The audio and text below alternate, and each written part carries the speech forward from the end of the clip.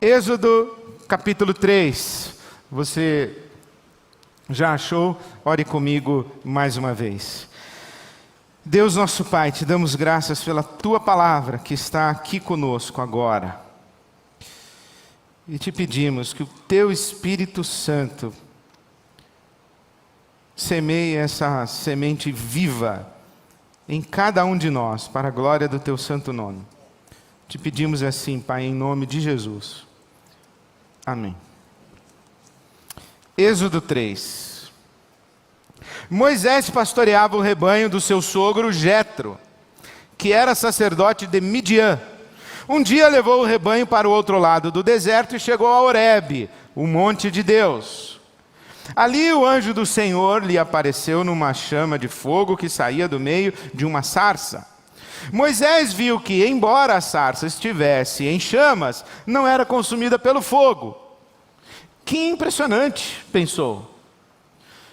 Por que a sarça não se queima? Vou ver isso de perto. O Senhor viu que ele se aproximava para observar, e então, do meio da sarça, Deus o chamou: Moisés, Moisés. Eis-me aqui, respondeu Moisés. Então disse Deus: não se aproxime. Tire as sandálias dos pés, pois o lugar em que você está é terra santa. Disse ainda: eu sou o Deus de seu pai, o Deus de Abraão, o Deus de Isaque, o Deus de Jacó. Então Moisés cobriu o rosto, pois teve medo de olhar para Deus.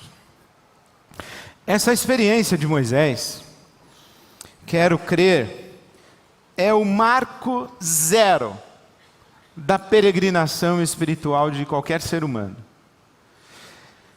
É esse momento quando nós nos damos conta de que há um ser no universo a quem devemos temer, de quem devemos esconder o rosto, para quem devemos ter medo de olhar. Esse momento aqui de Moisés.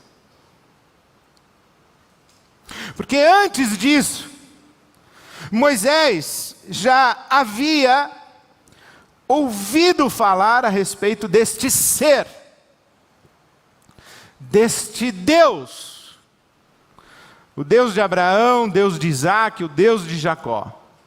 Moisés aqui já estava, havia 40 anos aproximadamente, no deserto, morando com seu sogro, e já passara 40 anos na corte de Faraó no Egito. Cresceu ouvindo as histórias de Israel, ouvindo a respeito do Deus de Israel, das promessas de Deus ao povo de Israel, que está escravo no Egito. Quando Deus se pronuncia para Moisés, dizendo: eu sou o Deus dos seus antepassados, o Deus de Abraão, o Deus de Isaque, o Deus de Jacó, Moisés sabe bem a respeito do que está sendo dito. Mas o que ele sabe agora, nesse exato momento, é quem o diz.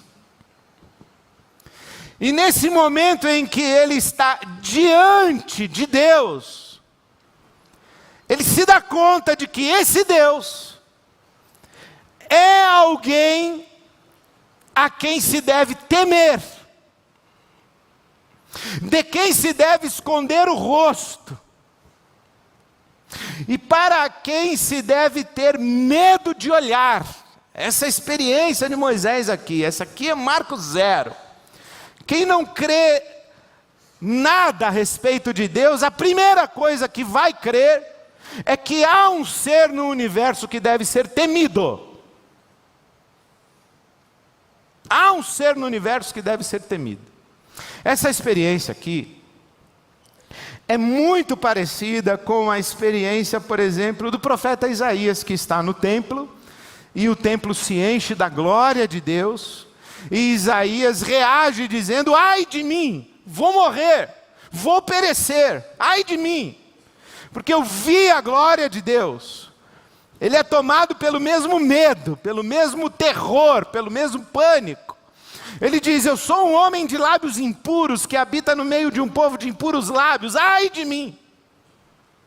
Essa experiência de Moisés, do profeta Isaías, é uma experiência também muito semelhante à de Pedro, quando está no barco, depois de uma noite fracassada no ofício da pesca, quando Jesus manda que ele lance as redes, e ele lança as redes e recolhe tantos peixes que coloca em risco inclusive a própria embarcação, a reação imediata de Pedro é lançar-se ao chão, cair de joelhos, estender a mão para Jesus e dizer: afasta-te de mim, eu sou pecador, afasta-te de mim, eu sou pecador.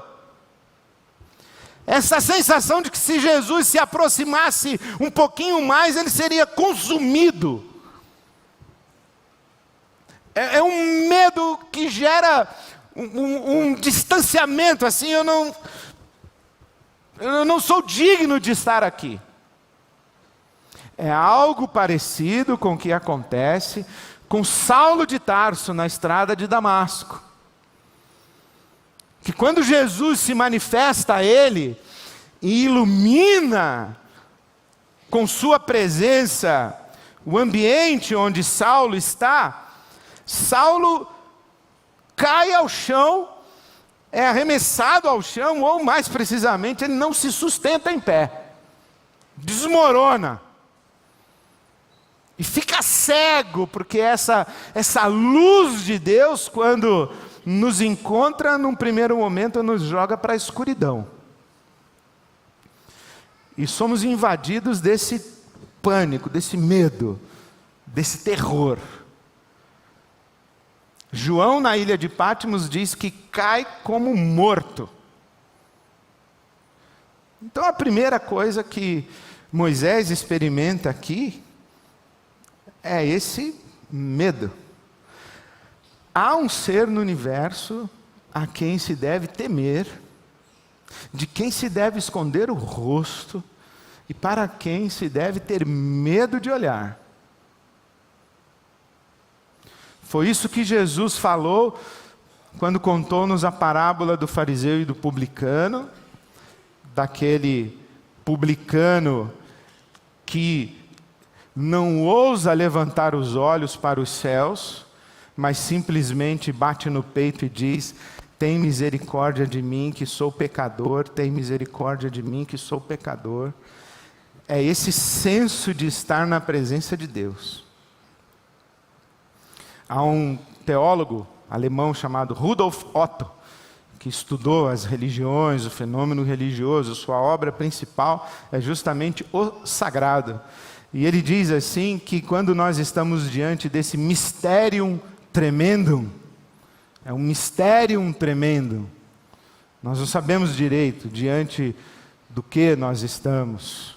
Quando o sagrado, o santo, o divino se manifesta, nós somos invadidos por um sentimento misturado de terror e fascínio, de pânico, mas ao mesmo tempo de desejo.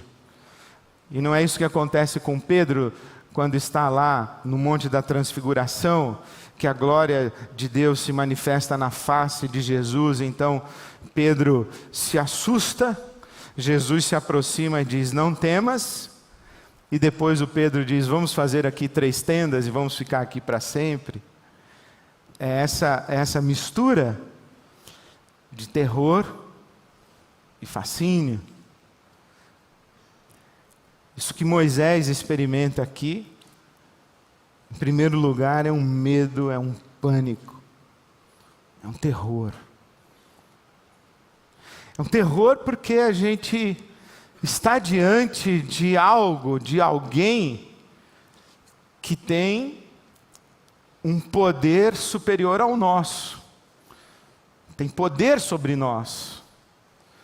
A nossa primeira reação nesse encontro é mais ou menos a gente se proteger, porque a gente sabe que o que vai acontecer logo em seguida depende única e exclusivamente do que este ser decidir fazer conosco. Nós estamos completamente vulneráveis à escolha do tipo de relacionamento que este ser quererá ter conosco. Por isso a gente se encolhe, a gente esconde o rosto, é uma vergonha, é uma confissão de culpa, é um senso de inadequação, e a gente tem essa reação imediata. Mas aí a gente ouve, não temas. Não temas. Toda vez que Deus se manifesta dessa maneira intensa a alguém, a primeira coisa que Ele fala é não temas, porque a primeira reação que se tem é o pânico, é o medo. Então Ele vem e diz, não temas, não temas, eu não vim te julgar, eu não vim aqui para te condenar, eu vim para te salvar, eu vim para te redimir, eu vim para te libertar, eu vim para te curar, eu vim para te perdoar, eu vim cheio de misericórdia, de compaixão, de amor. Você é minha filha amada, em quem tenho prazer, você é meu filho amado. E a gente então respira com um alívio. E aprende, a partir da nossa experiência com Jesus Cristo, que esse ser não é para ser temido desse jeito, com medo. Quando a gente recebe o amor de Deus, a gente perde o medo de Deus. Porque o perfeito amor lança fora o medo. Perfeito amor lança fora o medo.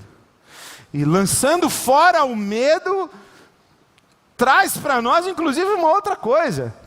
Traz para nós um desejo tão grande de nós nos derramarmos nesse colo, nós nos largarmos nesse colo, que nós vamos correndo como uma criança que corre para o colo do pai. Por isso o autor da carta aos Hebreus diz assim, que nós entramos com ousadia no Santo dos Santos. Entramos com ousadia e nos atiramos no colo do nosso Pai, porque Ele nos ama. Essa é a nossa experiência. A gente não tem medo. Não tem mais medo. Medo a gente tem de quem pode nos destruir. Medo a gente tem de quem a gente não sabe qual o humor desse poder que pode nos destruir. A gente não fala que o fulano é de lua. Quem tem um chefe aqui que é de lua sabe bem o que eu estou falando. Está de bom humor, está de mau humor. Como é que será que Deus acordou hoje? De bom humor, de mau humor? Quando a gente não sabe quais são os critérios que este poder utiliza para se relacionar conosco, a gente não sabe. Não sabe o que fala, se fala, não sabe se a gente vai agradar, se vai desagradar, a gente fica com medo. Porque é um poder avassalador, ao mesmo tempo melindroso, sem critérios, que age intempestivamente. Então a gente fica com medo e se protege. Principalmente quando a gente tem culpa no cartório, aí pesa total. A gente se esconde mesmo, agora a casa caiu de vez. Então, de Deus a gente não precisa ter esse medo. Porque Deus é o mesmo ontem, hoje e o será eternamente. Em Deus não há mudança, nem sombra de variação. Deus é luz, não há nele trevas nem sombras. Nós já sabemos que Ele escolheu se relacionar conosco em amor. Já sabemos isso, não precisamos ter medo de Deus. Mas em nenhum lugar da Bíblia diz que nós podemos perder o temor de Deus. Medo de Deus é uma coisa, temor de Deus é outra coisa. E o lugar aonde a gente deve chegar é esse lugar onde a gente perde o medo, mas a gente não perde o temor.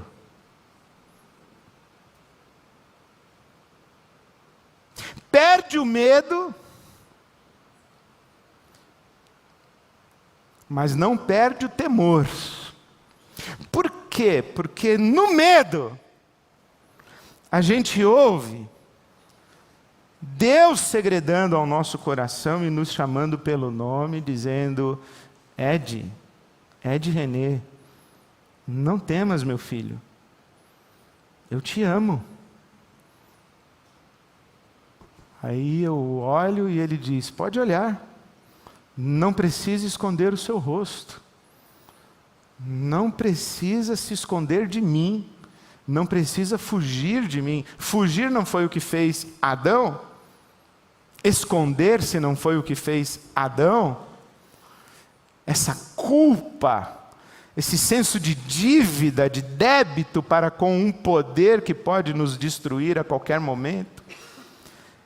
Então a gente não tem mais medo, porque aqui, encolhidos, acuados, amedrontados, escondendo o rosto, com medo de olhar para Deus, Deus diz: Ed Renê, olha para mim, eu te amo, você é meu filho. Aí eu olho, e aí eu não tenho medo. Aí eu entro no temor do Senhor. Saí do medo para o temor. E aqui no temor, eu experimento o amor, a graça, a compaixão, a paciência, o cuidado de Deus. Mas eu venho de lá do medo. Porque se eu não venho de lá, eu não experimento isso aqui.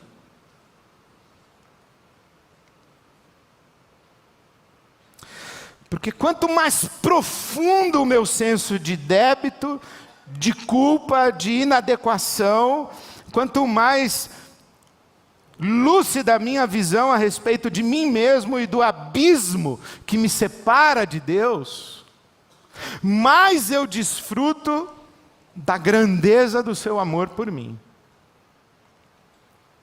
Imagina que acaba a celebração, vem alguém para mim e diz assim: olha, Ed, você está perdoado, viu? Te perdoei. Aí a Silvia vira para mim e diz: quem é? Eu digo: sei lá, um louco aí qualquer, não devo nada para esse cara, não sei quem é. Não tenho senso de dívida, não sei quem é, em nada minha consciência me acusa, logo a declaração eu te perdoo, quer dizer absolutamente nada para mim, não causa nada em mim. Agora, quando eu tenho a consciência da dívida, e quanto mais é profunda a consciência da dívida, e eu recebo esse abraço acolhedor dizendo: Ed, esquece, você vale mais do que aquilo que você me deve, eu te amo e eu quero você comigo. Nossa relação vale mais do que qualquer dívida que você tenha para comigo. Eu te perdoo. Aí eu experimento mesmo que é a grandeza de um amor e de alguém que me aceita como eu sou. Mas eu venho de lá, do medo. E o temor de Deus é esse ponto de equilíbrio entre a profunda consciência de que eu estou diante de um ser que deve ser temido,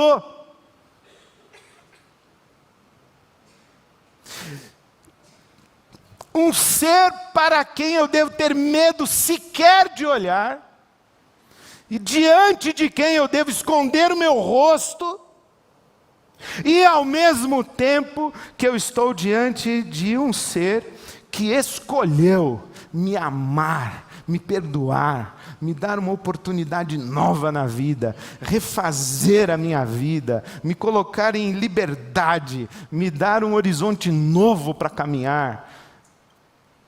Quando eu fico no meio do caminho aqui, entre essas duas coisas, eu cheguei no temor do Senhor. Quem está aqui no medo não chegou. E quem está aqui no Deus tem obrigação de me perdoar porque Deus é amor, não entendeu nada ainda. É aqui que a gente, como Ibabe, a gente quer estar, ó, aqui no meio. Porque quando a gente está aqui no meio, a gente está livre do medo. E a gente está livre da manipulação desse jogo maldito da religião. O gafanhoto vai te pegar, a maldição, e o capeta, e o apóstolo, e o bispo, e a bênção vai ser chupada da sua vida, você está no erro, você não sei o quê. Aí você olha para a cara desse sujeito e fala, você não me pega mais não, cara, eu já perdi o medo de Deus. Estou livre do medo. Descobri que Deus me ama. Mas também a gente se livra de uma vida de qualquer jeito. Porque, então, já que você não tem medo de Deus, então isso quer dizer que você vive de qualquer jeito? Não, eu não perdi o temor de Deus, eu sei diante de quem eu estou, diante de quem eu vivo. Eu conheço esse Deus. Eu vim de lá. Eu sei quem eu sou e sei quem Ele é. Sei que se Ele me chamar e falar assim, Ed, vem aqui um pouquinho, eu viro pó, volto ao nada. Eu sei diante de quem eu estou.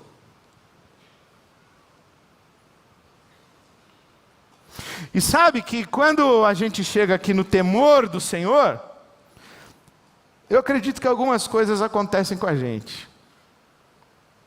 A primeira é que aqui no temor do Senhor, a gente tem assim uma sensibilidade para as trevas e para a luz, para o bem e para o mal, para o que é de Deus e o que não é de Deus.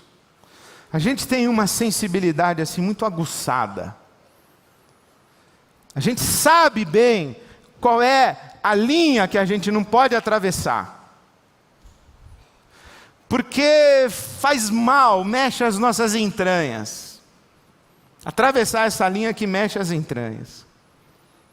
Quem não anda no temor do Senhor, atravessa a linha, aí você fala assim, ô irmão, ele diz assim, o que foi? Não estou fazendo nada, nada demais. Perdeu sensibilidade? Perdeu sensibilidade espiritual, né? Perdeu sensibilidade entre trevas e luz, sombras. Você já se acostumou com a penumbra, né? Já está enxergando bem no escurinho. Já está se acostumando aí no escurinho. Perdendo o temor do Senhor. Quando a gente anda no temor do Senhor, a gente anda com essa profunda consciência de que ninguém atravessa essa linha aqui impunemente. E mais precisamente, ninguém mexe no sagrado, transita no mundo espiritual sem consequências. Tanto na luz quanto nas trevas. Por exemplo, sujeito que vem aqui porque está interessado numa mulher que vem aqui. A namorada vem, ele vem. A noiva vem, ele vem. Perdeu. Vai se converter. Ele não sabe onde se meteu. Na luz. No ambiente dos louvores onde Deus habita. Onde a palavra viva é lida. Onde a graça de Deus está presente. E isso aqui é vivo, né? A palavra de Deus é viva e eficaz, mais penetrante do que espada de 2 gumes, separa, junta, medula, o osso, vai. Aí o cara vai dormir, a palavra fica dentro da cabeça dele, e volta e entra e sai, ele não sabe o que está acontecendo, e é só Jesus dizendo: eu te amo, você não acredita em mim, mas eu te amo. Você tem raiva de mim, mas eu te amo. Você tem vergonha de mim, mas eu te amo. Você detesta os crentes. Fazer o quê? Mas eu amo também os caras. Daqui a pouco você vai ser um deles. Porque ninguém transita na luz sem consequência. Ninguém se ajoelha diante de Deus sem consequência. Jesus ensinou para nós que quando a gente se ajoelha no nosso quarto, o nosso Pai nos vê em secreto e nos dá a recompensa. Ninguém chora em vão, meu querido. Ninguém chora em vão.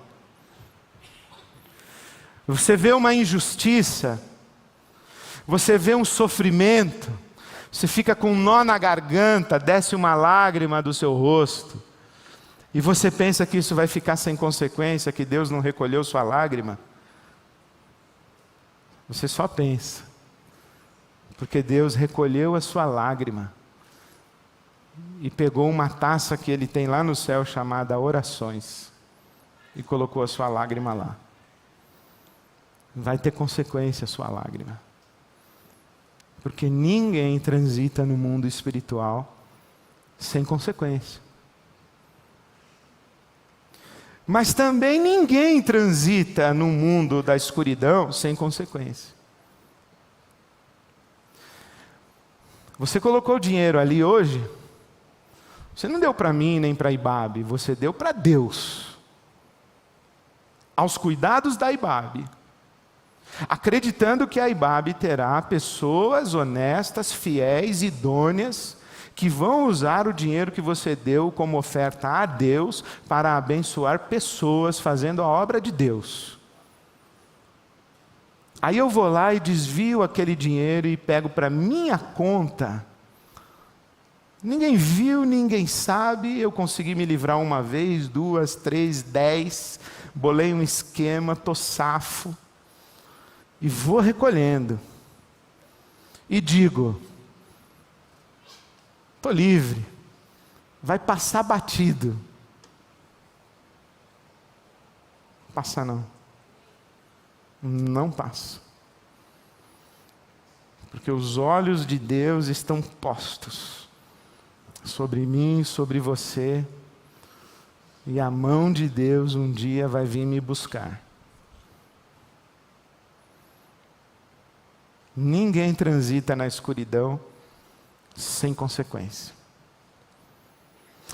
Quem anda no temor do Senhor, sabe que quando vai mexer nas coisas sagradas, assim, vai tocar numa criança,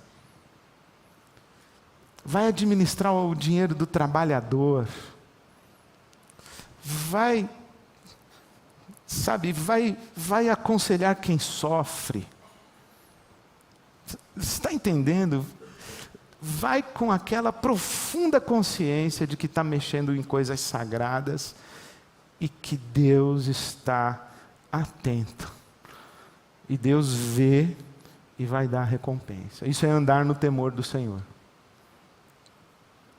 Quem anda no temor do Senhor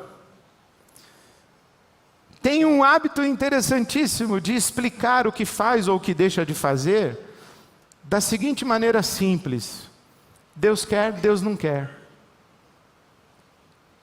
Por que você está fazendo isso? Porque Deus mandou fazer. Você quer fazer? Não, não quero, mas Deus mandou fazer, eu vou fazer. Por que você não está fazendo isso? Porque Deus falou que era para não fazer. Mas você quer fazer? Fala a verdade, eu quero. Então por que você não faz? É porque eu não vivo para mim. Eu ando no temor do Senhor, eu simplesmente digo: Deus não quer, eu não faço. Dói, sangra, custa, tanto fazer a vontade de Deus quanto não fazer, mas eu ando no temor do Senhor. Não tenho medo de Deus. Mas em nenhum momento da Bíblia Sagrada se diz que a gente deve perder o temor do Senhor. Por isso é que hoje a gente está aqui diante do corpo e do sangue de Jesus Cristo. E vamos cear em memória. O pão que simboliza o corpo, o vinho que simboliza o sangue, nós vamos tomar nas mãos como elementos, como símbolos do corpo de Cristo, símbolos do sagrado, num momento sagrado, porque nós temos o temor do Senhor. Nós temos. Olhe, quando Deus fala para Moisés, tira as suas sandálias, essa terra que você está pisando é terra santa, a gente podia bem fazer isso agora, né? Vamos tirar os nossos sapatos, nós já pisamos esse chão aqui quantas vezes? Eu já perdi a conta de quantas vezes pisei esse chão. Mas há um momento em que esse chão, ele se torna sagrado, esse momento é sagrado, esse pão aqui é diferente, esse vinho é diferente, é tudo diferente, é sagrado, é de Deus. Eu tô mexendo com símbolos do sagrado. Então, por isso que a Bíblia Sagrada diz assim, olha, coma desse pão e beba desse cálice, não sem antes examinar-se a si mesmo. Examine-se, pois, o homem a si mesmo, e então coma, não é examine-se para saber se pode comer ou não pode comer. Aliás, eu diria para você o seguinte, se você se examinar e chegar à conclusão de que pode comer, não coma. Porque esse pão e esse vinho é para gente que sabe que não pode, não tem condição. É aqui, ó.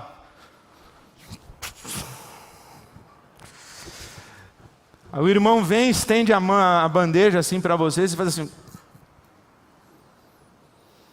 Aí vem Jesus aqui no seu ouvido e diz, pode pegar, Ed.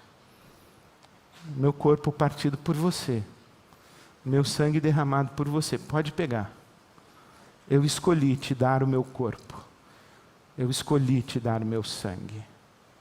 Aí eu levanto os olhos constrangido e digo, posso, Senhor? Ele diz, pode. Aí eu pego. Mas eu vim de lá. E quando eu vim de lá, e o Senhor falou comigo aqui, e eu tomei nas mãos os elementos, eu cheguei aqui, no temor do Senhor. Porque imagina se eu me examino e digo, não, essa semana estou bem, passei, foi legal. Essa semana estou beleza, eu acho que eu vou tomar ceia esse mês. Como assim? Você está bem? Não precisa da ceia então, do sangue. Não é? Você está bem para entrar? Eu fico imaginando se fosse assim um filminho do Spielberg, ou de algum Hollywood aí da vida, tivesse assim, a gente vai entrar na sala do trono, e tem um anjo na porta, né? A gente já vai entrando assim, o anjo fala, vai entrar sem sangue? Vai sem a marca do sangue do Cordeiro que tira o pecado do mundo? Você está louco? Você vai ser consumido aí dentro, porque Deus é um fogo consumidor. Você é louco de entrar aí sem a marca do sangue?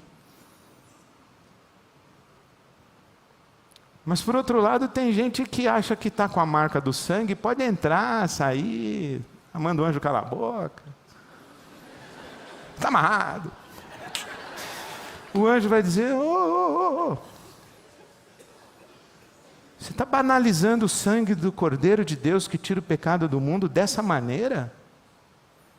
Você perdeu a noção do temor do Senhor? Você é louco? O que você está fazendo da sua vida? Você sabe com o que você está mexendo? Com quem você está falando? Você sabe quem você é? O Deus que você está invocando agora? Ele é fogo consumidor. Você vai ficar de brincadeira com o sangue de Jesus que tira o pecado do mundo? É isso que você vai fazer? Você tem certeza que você entendeu o que você está fazendo?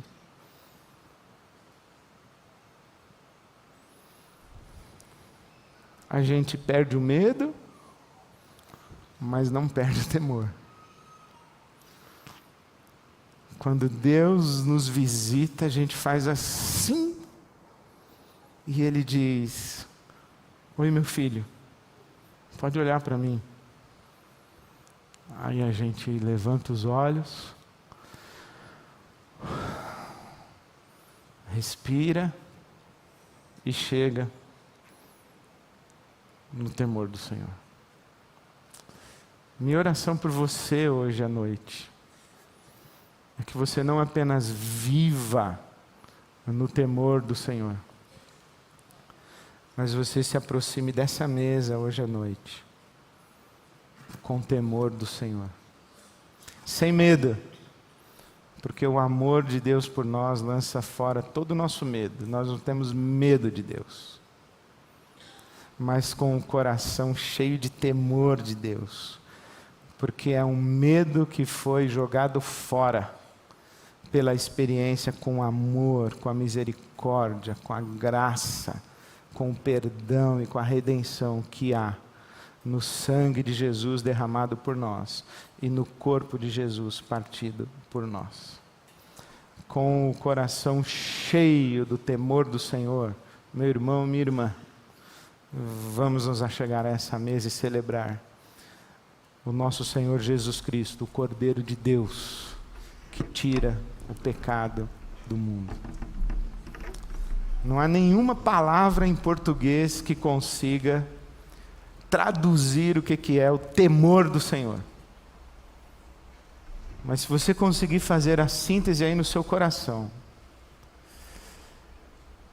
daquele sentimento de pânico, medo, de estar diante de um Deus que deve ser temido, e que você tem que esconder o rosto dele, e você tem que ter medo de sequer olhar para ele, com eu te amo, você é meu filho amado, minha filha amada, em você eu tenho prazer. O Cordeiro de Deus tira o pecado do mundo. Entre com ousadia na sala de Deus, no Santo dos Santos, na presença de Deus, e chame-o de Pai. Se você tem essa síntese, aí você entendeu e você está vivendo, experimentando o que é o temor do Senhor.